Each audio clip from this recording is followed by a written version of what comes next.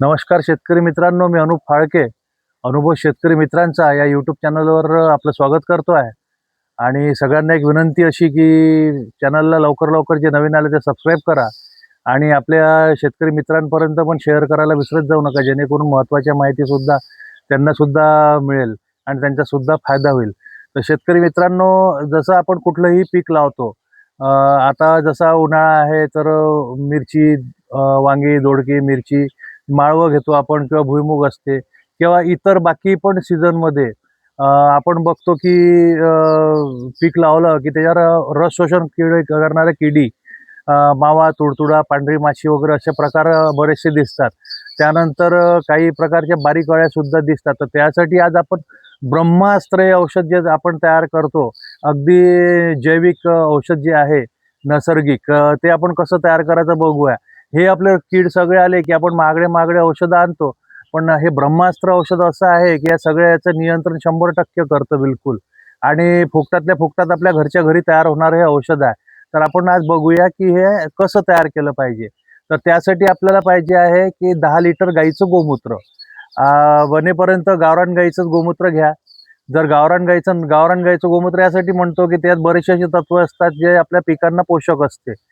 जर आपल्याकडे गावरान गाईचं गोमूत्र जर उपलब्ध नसेल तर म्हशीचं घ्या किंवा बैलाचं असेल तेही चालेल, किंवा होलिस्टन जर्सी गायचं असलं तरी ते चालेल। आणि गोमूत्र घेताना असं काही नाही की नवीनच घेतलं पाहिजे, जुनं गोमूत्र असलं तरी चालेल। तसं तर जुन्या गोमूत्रात जास्त फायदा असतो, पण कधी कधी कोणत्या कोणत्या औषधात आपल्याला ताजं गोमूत्र वापरणं आवश्यक असते, म्हणून आपण त्यावेळेला सांगतो की ताजं गोमूत्र वापरा, पण या औषधामध्ये जुनं किंवा ताजं दोन्ही गोमूत्र चालेल।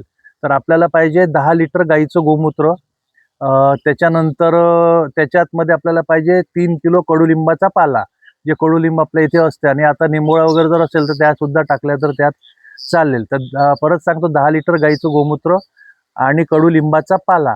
तर कडुलिंबाच्या पाल्याचं पेस्ट करून घेतलेली अतिउत्तम राहील।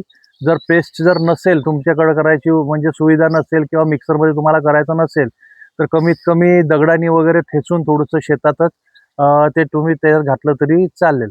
त्यानंतर आपल्याला पाहिजे 2 किलो करंजची पानं। जे करंजाचं झाड असतं अतिशय कडू असतं, त्याच्यामुळं ते अळीचे झाड एकदम कडू होऊन जातं बिलकुल करंजानी, आणि अळी ते खात नाही, आणि जो लार्वाच्या भरोश्यावर जगतं ते लार्वा संपवण्याचं काम ते करंज करतं। त्यानंतर सीताफळाची पानं आपल्याला पाहिजे, सीताफळाची पानं सुद्धा आपल्याला 2 किलो पाहिजे। नंतर पोपईची पानं आपल्याला 2 किलो घ्यायची आहे। नंतर बेलाची पानं आपल्याला अजून 2 किलो घ्यायची आहे। आणि त्याच्यासोबत आपलं जे पेरू असतं आपलं, कोणी पेरू म्हणतं, कोणी जाम म्हणतं, तर पेरूची पानं आपल्याला 2 किलो पाहिजे। हे इतके पानं सगळे आपल्याला हे 2-2 किलो घ्यायचे आहे। फक्त कडुलिंबाची जे पानं आहे आपल्याला 3 किलो घ्यायची आहे, आणि हे सगळे पानं वाटून घ्यायचे आहे। जर मिक्सरमध्ये तुम्ही बारीक करत असाल तर अतिउत्तम, नाही काही तर दगडानी कमीत कमी आपल्या शेतात एखाद्या दगडावर ठेवून ठेचून घ्या त्याला थोडंसं, आणि त्यानंतर टाका। आता 10 लिटर गोमूत्रात आपल्याला हे पानं टाकायचे आहे सगळे, आणि इतकं उकळायचं आहे की ते 10 लिटरचं अर्ध राहील, म्हणजे 5 लिटर राहील त्यातलं।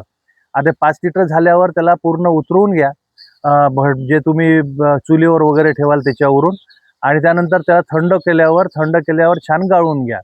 आता गाळून घेतल्यानंतर आपल्याला वापरायचं कसं आहे, तर आपल्याला कुठल्याही पिकावर, जे तुम्हाला मी सांगितलं आधी, मावा, तुडतुडा, पांढरी माशी किंवा छोटी अळी किंवा इतर रोग शोषण करणाऱ्या किडी ज्या असतात, त्याच्यावर आपण हे वापरू शकतो, आणि त्याच्यावर 100% आपल्याला याचा रिझल्ट मिळतो। तर वापरायचं किती आहे, तर 15 लिटरचं पाणी जे असतं, पंप जे असतं आपलं 15 लिटरचा, जे फवारणी करण्याची पंप म्हणा, किंवा टाकी, कोणी टाकी म्हणतात, कोणी पंप म्हणतात, त्यात 15 लिटरमध्ये 300 मिली आपल्याला हे टाकून वापरायचं आहे।